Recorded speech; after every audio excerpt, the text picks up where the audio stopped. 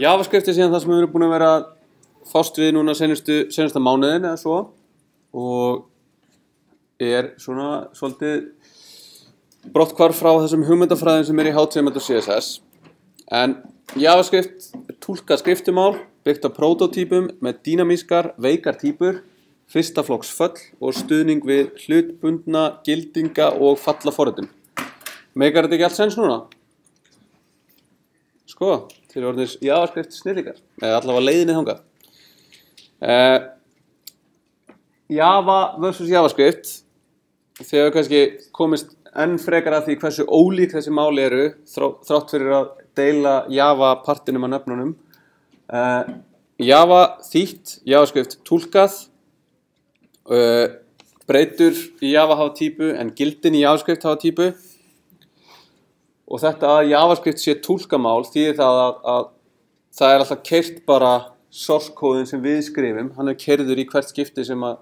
hann er keyrður og túlkaður í hvert skipti sem vafrinn keyrir, sem þýðir að við þurfum ekki þetta aukaskref að búa til einhverja compilað útgáfu af kóðanum okkar. Og við höfum aðgang að þessum túlk og fleiri tólum í gegnum DevTools og þá í console getum við skrifað eitthvað sem er túlkað fyrir okkur jafnóðum. Síðan höfum við aðeins skoðað Node.js sem er líka JavaScript túlkur og við getum komist í hann með Node í terminal. En sem sagt, breytur í JavaScript hafa ekki típu, heldur hafa gildin típu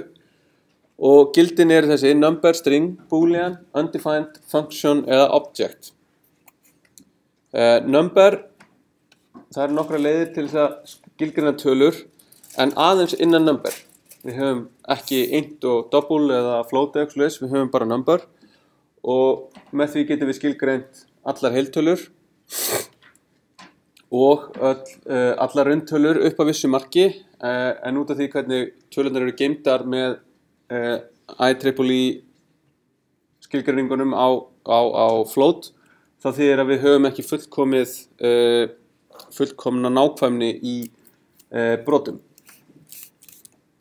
Og við getum búið til hérna infinity og minus infinity. Við getum verið með framkvæmt aðgerðir sem að skila okkur einhverju sem er ekki tala og það er túlkað með gildinu not a number sem er sérstakt gildi og það er hægt að athuga hvað það er með því að nota isNaN hjálpafallið. En síðan höfum við strengi sem við skilgreinum með úrfellingarkomu, gæsalöpp eða síðan með backticki sem er skilgreint til þess að búa til svona template literal strengi og við getum escapea stöfum. Við höfum boolean fyrir true eða false og við höfum aðgang að ákveðnum hjálparföllum sem eru partur af umhverfinu sem við erum að keyra í og það getur verið isNaN, isFinite, parseInt og fleiri. Undefined er síðan gildi á breytum sem ekki hafa verið skilgreindar. Þannig að ef við skilgreinum, ef við reynum að kalla í breytu sem ekki er skilgreind, þá er hún undefined, en við munum líka að fá villu af því hún er ekki skilgreind. Eða ef við reynum að ná í eigindi hlutar sem hefur ekki verið skilgreind, þá fáum við undefined og það er út af prototípunum, eins og við sáum í seinustu viku. Þannig að ef við biðjum type of base, þar sem að base er óskilgreind breyta, þá er það undefined. Null er síðan gildi sem stendur fyrir vísvitandi fjarveru gildis og ef við reynum að kalla í eitthvað null, þá fáum við svona nullvillur. Við reynum að segja length á null sem við heldum að vera strengur eða eitthvað. Þá munum við fá uncaught type error, cannot read property eitthvað of null. Og allt þetta saman, allar þessar típur í JavaScript, þær eru veikar, sem þýðir að þegar við notum þau í segðum, þá getum við verið kastað óbeint og það eru skilgreindar reglur hvað og hvernig það haga sér sem eru í þessu type coercion og það þýðir að við fáum yfirleitt ekki svona típuvillur á keislutíma eða fáum ekki típuvillur á keislutíma nema við sem að gera eitthvað með eitthvað sem er ekki til eða ekki skilgreind af því að type coercion þvingar alla típur til að spila saman og þetta getur komið manni á óvart og er skrítið og oft kjánalegt en það er það sem það er. Og út af þessu þá viljum við að passa okkur svolítið þegar við erum að framkvæma samanburð. Við höfum hennan stærri eða minni eða stærra og jafnt og samanburð virkja. En síðan höfum við fyrir jöfnuð og ójöfnuð, bæði ekki jafnt og ekki jafnt og jafnt og jafnt og jafnt og jafnt og jafnt og jafnt og. Og það er út af þessum típukerfum. Þar sem að samanburður með jafnt og eða ekki jafnt og mun byrja á því að kasta báðum gildum eftir þessar type cohesion reglunum sem að gera það verkum að talan 1 og strengurinn 1 er það sama, þó svo að það sé ekki það sama ef við tökum tillit til típunar. En ef við notum samanburð með 3 jafnaðarmerkjum þá munum við ekki byrja á þessu að kasta þessu, heldur munum í raun vera að byrja á því að bera saman típunar, og ef típunar eru ekki þær sömu þá eru gildin ekki þær sömu og geta ekki verið þær sömu. Og þetta er svo samanburður sem við viljum alltaf nota nema við höfum góðar ástæður til þess að gera ekki, af því það kemur í veg fyrir svona skrýtnar villur. Og það eru þá yfirleitt út af þessu öðru sem fylgir þessu type cohesion kerfi sem eru truthy og falsy gildi. Þar sem að við erum með gildi sem að haga sér eins og boolean án þess að vera það. Og þá höfum við falsy gildi sem eru false, sem þá false gildið eina sanna, og síðan 0, tala 0, og tómi strengurinn og null, undefined og none eru allt falsy gildi. Þannig ef við munum athuga eitthvað, if eitthvað, og gildið í breytunum er eitthvað af þessum gildum, þá munum við ekki keyra þann kóða. En svo höfum við í raun truthy sem er þá allt sem er ekki falsy, sem þýðir þá til dæmis að tómi hluturinn og tóma fylkið eru truthy en ekki falsy, af því þau eru ekki þessum lista. Og síðan eru null og undefined ekki jöfn neinu nema sjálfu sér, og none gildið er ekki jöfn neinu, ekki einu sinni sjálfu sér. Síðan höfum við lógíska virkja og við höfum leiðir til að vinna með þá, og þetta short circuiting sem þýðir að skilar öðru gildinu, það skilar seinasta gildi sem var kíkt á, þannig að fyrir orvirkjan þá er þessu gildi skilað út af því það er seinasta gildi sem var kíkt á, þá þarf ekki að athuga, þá þarf ekki að keyra þessa segða, því að það að fyrra gildið sé truthy eða true er nóg til þess að vita að öll segðin sé true. Síðan höfum við neitunarvirkja með upprópunarmerki, og hann virkar fyrir öll gildi út af truthy og falsy. Þannig að við getum alltaf neitað öllum gildum. Síðan þegar við fyrir að byggja upp JavaScript forritun okkar, þá notum við expressions, sem er kóðabútur sem skilar einhverju gildi, og segðir geta innihaldið aðrar segðir, þannig hérna hefur við segðina 1 + 1 sem innihaldur segðina 1 og 1. Og síðan getum við búið til skipanir sem eru samansöfn af segðum og forrit sem eru samansöfn af skipunum. Og einfaldasta skipunin, segðin og forritið er einhver segð með semikomu. Það sem að semikoma er þessi statement terminator, en hennar er ekki krafist í JavaScript, en við ættum samt alltaf að setja inn semikomu nema við höfum góða ástæður til að gera það ekki, út af því að þessi automatic semicolon insertion algoritmi getur oft virkað öðru sem við gerum ráð fyrir. Síðan þegar við skilgreinum breytur í JavaScript, þá notum við let eða const. Við getum notað var, en við viljum forðast það. Það er eldri leið sem hefur ýmsa vankanta, eins og hoisting, sem við viljum helst bara ekkert til að hugsa um.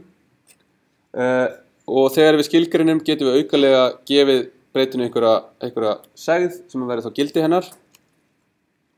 Og const er sem sagt kemur og glættir, en út af því hvernig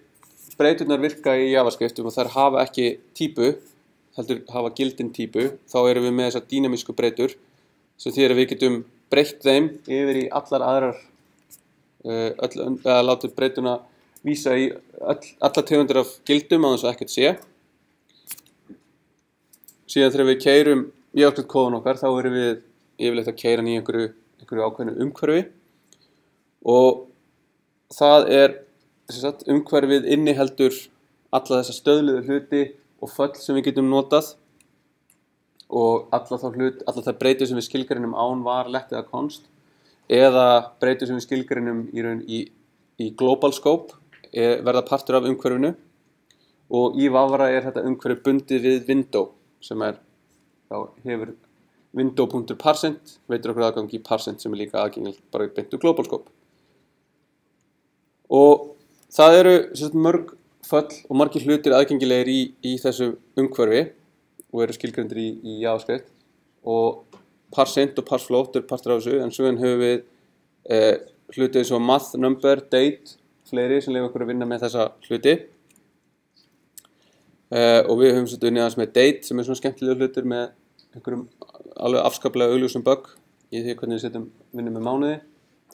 en þannig er lífið. Síðan getum við skilgreint flæðistýringar og lykkjur og það líkist mjög þeim sem eru í Java og við getum notað break og continue og við getum skrifað while og do while lykkjur, við getum skrifað for lykkjur og við getum skrifað switch statements og svo if og else if. Síðan getum við skipt kóðanum okkar upp í föll og föll eru blokkir af kóða sem geta haft nafn og þetta notum við til þess að skipuleggja kóðan okkar og draga úr endurtekningu og föllin geta haft engar eða fleiri færibreytur, viðföng eða argument eftir því hvað við viljum kalla þetta argument. Föll þurfa ekki að vera með skilagildi, ef þau hafa ekki skilagildi þá skila þau bara undefined og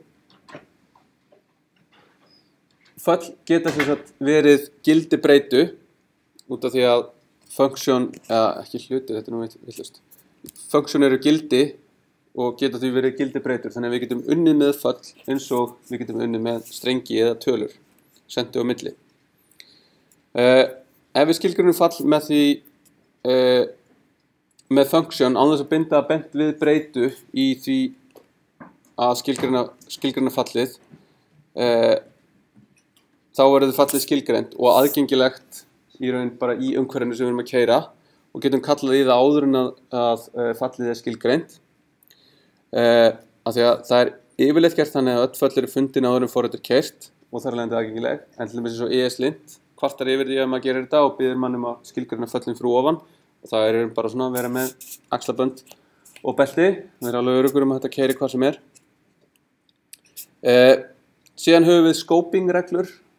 í JavaScript í raun hvar getum við séð og átt við hvaða breytur.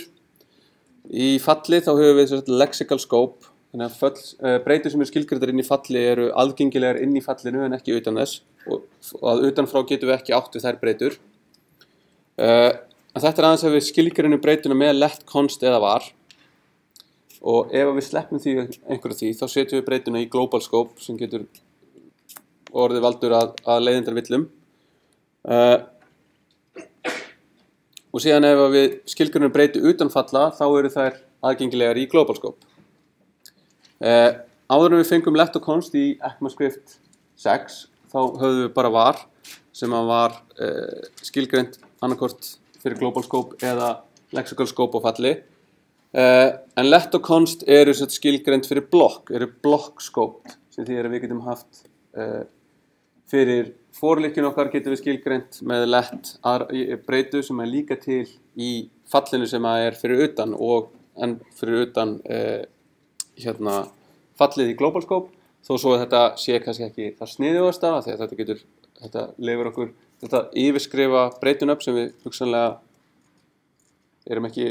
með að notanum með að hafa verið gert og við vísum einhverja breytu sem að við höldum að við vísum breytuna fyrir utan en við erum að vísa breytuna fyrir innan og þannig verða til buggar. Síðan höfum við arrow functions sem að stytti þennan syntax sem við þurfum til að skilgreina föll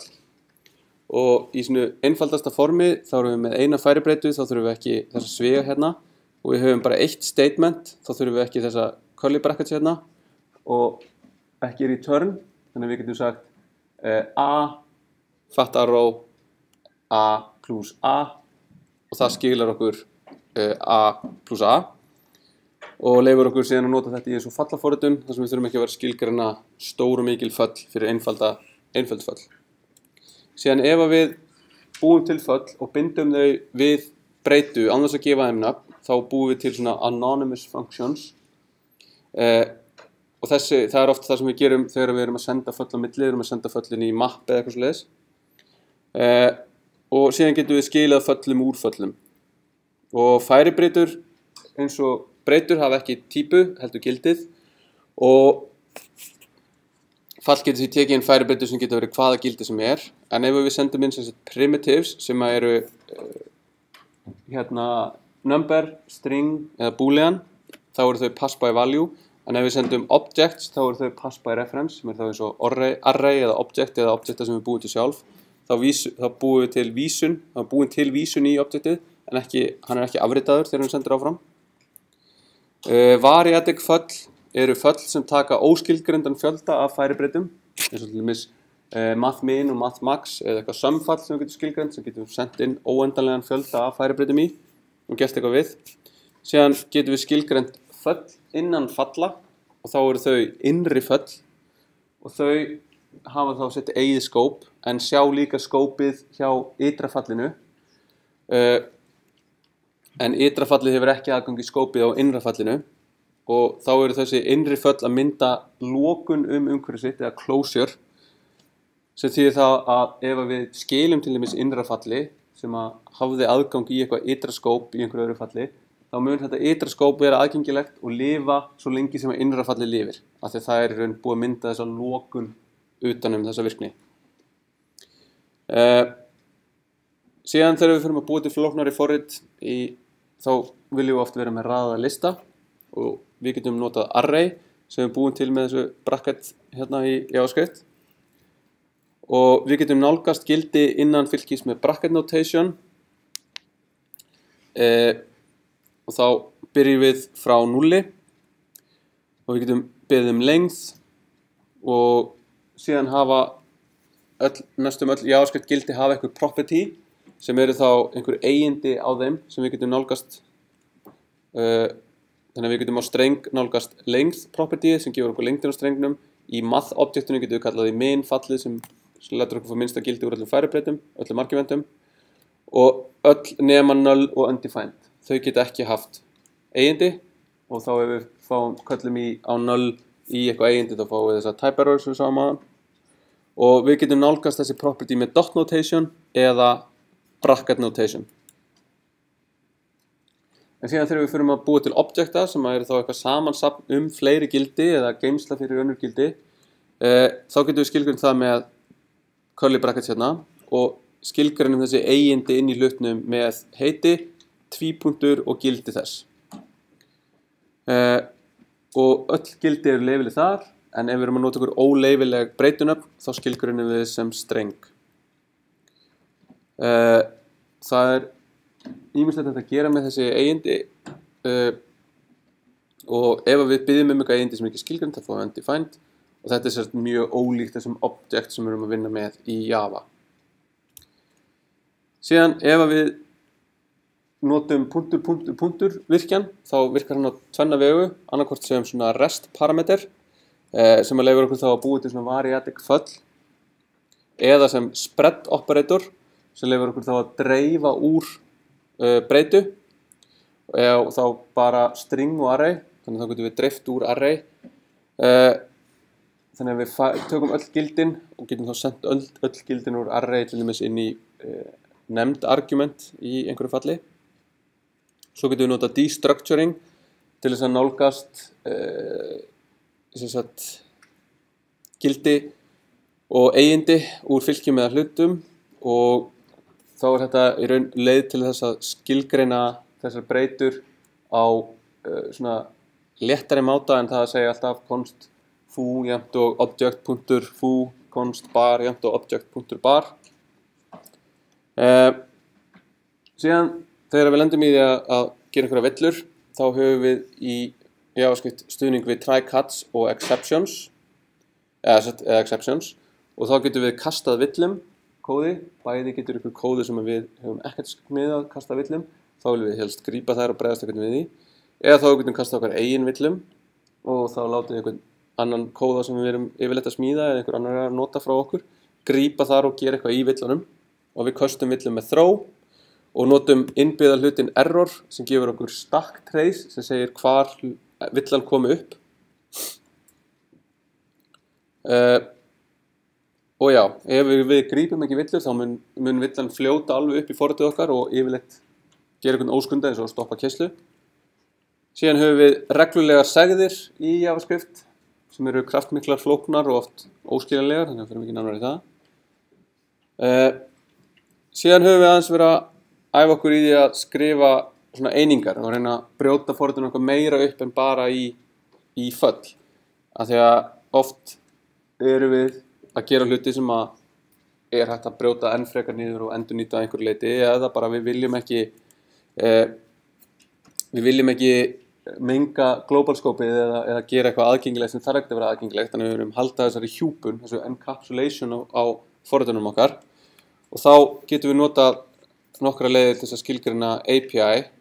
fyrir þessar einingar okkar og það eru ýmsir kostir við það að skilgreina einingar. Það getur einfaldlega okkur að hugsa forritið, við getum bara fært einhverju virkni yfir í einingu og sagt bara þessi eining gerir X, ég þarf ekki að hugsa það meira og það getur líka þá stýrt flækjustiginu og við þurfum ekki að halda öllu forritinu í hausnum sem getur orðið mjög erfitt þegar við erum komin yfir þessi 200-300 línu forrit sem við erum að skrifa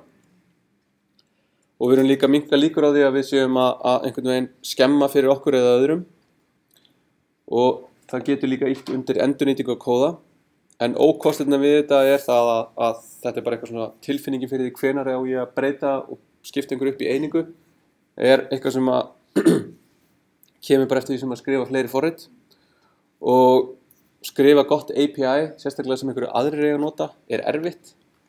og að halda samræmi og halda einhverju sem að virka vel mjög erfitt og sérstaklega síðan þegar kemur að því að skjala það og eitthvað svona og láta aðra vita hvernig maður að gera það, nota þar að segja eininguna.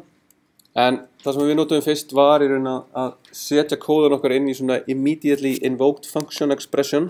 eða IFI sem eru sjálfkeyrandi nafnlaus föll. Svo þess að búa til föll út af því að föll hafa lexical scope, þá verða þessi nafnlausu föll sem keyra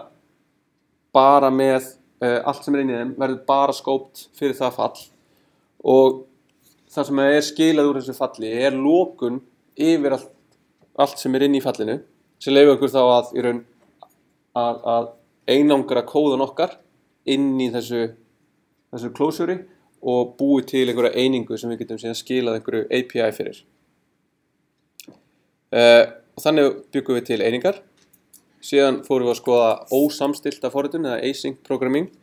sem þetta þegar við erum að keyra forrit sem keyrir ekki bara strax og geta unnið bara í minni, heldur þurfum við að fara eitthvað annað þar sem að hlutinni fara að taka þess lengri tíma og við getum ekki bara látið forritun okkar bíða eftir því eitthvað klárist sem að gerist í samstilltri forritun. Og ein leið til að vinna með svona ósamstillta forritun eru þessi callbacks sem að við getum til dæmis notað í set timeout og set interval. Síðan höfum við annað sem promises sem að hjúpun fyrir þetta gildi sem að mun verða til í framtíðinni og fyrir þau höfum við sem sagt then og cuts sem eru föll á promisinu þannig að þá getum við látið eitthvað þegar að þetta loforð eða promise uppfyllt þá keyrum við einhvern kóða eða ef eitthvað klikkar þá grípum við það með cuts og framkvæmum einhverja villumeðhöndlun og síðan þegar við erum að tengja saman HTML okkar í JavaScripti þá höfum við nokkra leiðir. Yfirleitt viljum við bara vísa í skriftin okkar í gegnum skriftelementið með source jafnt og slóðin í skriftin okkar. Við getum líka haft það í síðunni eða bundið það með on attribute sem við ætlum að forðast. Og síðan það þetta að hlutirnir gerast ekki samstundis þegar við erum að teikna síðu af því að það sem þarf að gera í raun að sækja HTML-ið, parsa það, finna öll skript, finna öll CSS style sheet, teikna síðuna og þá hún tilbúin og þá líka búið að útbúa DOM-ið sem Document Object Modelið og það leyfir okkur að gera í gegnum forritun okkar breytingar á efni HTML-sins og CSS-ins og þetta svona hlutlaust á plattformamál og staðlað á W3C og ekkert með besta API í heimi. Og þar notum við window til þess að nálgast DOM-tríið okkar eða document beint. Og í gegnum document getum við nálgast þessar DOM-nóður og við getum ferðast tréð með því að kalla í eigindi á elementunum sem við erum búin að vinna með. Við getum fundið element og þar notum við query selector mest og hann leitar dýpt fyrst eftir elementum, eða við getum nota query selector all til þess að finna lista af elementum sem við erum að vinna með. Síðan getum við búið til element með document create element og við getum búið til textanóður með create text node. Við getum nálgast og breytt CSS í gegnum style á nóðum, en við viljum yfirleitt ekki gera það því það mun í raun skrifa nákvæmlega bara sem við höfum sett style á elementið. Heldur viljum við frekar vera að toggla einhverjum klass heitum á elementum. Og svo förum við að búa til forrit sem eru með ennþá flóknari og bregðast við einhverju inputi. Og þá notum við events til þess að bregðast við þeim og keyra einhver forritabút þegar að eitthvað gerist, þegar ég smetla okkar með músinni eða gera eitthvað. Og þetta eru ósamstilltir atburðir, asynchronous events. Þeir munu gerast einhver tíma þegar einhver smetlar á eitthvað. Þannig að þá hættum við að geta hugsað kóðun okkar sem þetta er bara eitthvað sem keyrir línu fyrir línu í gegn. Af því að þetta hérna sem er skilgreind í línu 3 er að fara að keyra þegar að DOM-ið er tilbúið og það sem er skilgreind í línu 30 keyrir þegar einhver ítir á með músinu hér og það sem er í línu 10 keyrir þegar einhver ítir á space og eitthvað. Þannig að forritun okkar keyra bara í alls konar röð. Og við getum sett fylgst með þessum atburðum og við getum tekið þátt í þeim og við getum fengið upplýsingar þá. Og síðan HTTP request response model sem lefur okkur að búa til eitthvað request sem við sendum á server og fáum tilbaka eitthvað response, eins og að biðja HTML síðu og fá tilbaka HTML síðu og birta hana í Vavra. Og við vorum aðalega að skoða get og post aðgerðir, aðalega bara get. Við getum sett svona headera sem getur skilgreint ýmislegt svona lýsigögn þessi request eða response sem við erum að fá. Og það sem við höfum mest verið að skoða kannski eða svona að þessu fyrir utan það að framkvæma þessi request er að athuga hvaða statuskóða við fáum tilbaka og þá aðalega hvort þeir séu 200 eða 400 eða 500. Þá 400 og 500 eru villur sem við viljum í raun geta aðgreint frá þessum 200 kóðum hérna sem að segja til með hvað við gengið upp. Síðan höfum við nákvæma skilgreiningu við hvað URI er, hvað JSON er og síðan hvað Ajax er sem er í raun þetta hugtak það að sækja eitthvað asynchronously yfir vef, yfir HTTP og vinna síðan með það og bæta því einhvern veginn við síðan okkar í gegnum DOM-ið. Svo same origin og cross origin sem eru öryggisventlar þarna í því þegar við erum að nota Ajax. En við skoðum aðeins XML HTTP request sem er fjörgamall API sem við viljum helst ekki nota, en við notum í staðinn fetch sem er nýlegt API og nota promises. Og við getum búið til get og við getum líka sendt options inn til að búið til flóknari requestur. Og síðan getum við túlkað þessi response með response JSON, text eða blob og þetta skilur allt JSON. Og síðan er þetta hugtak unobtrusive JavaScript sem að tengist til progressive enhancement sem er þetta að passa upp á það að láta vefinn okkar virka eins mikið og hægt er án JavaScript. Af því að það er ekki alltaf hægt að tryggja að allt JavaScript keyri og ef það keyri þá gæti verið einhver villa og við viljum ekki enda bara með einhvern svartan eða hvítan skjá af því að eitthvað klikkaði. Og síðan hérna í seinustu viku fórum við yfir fallaforritun, hvernig það leyfir okkur að hugsa á hærra plani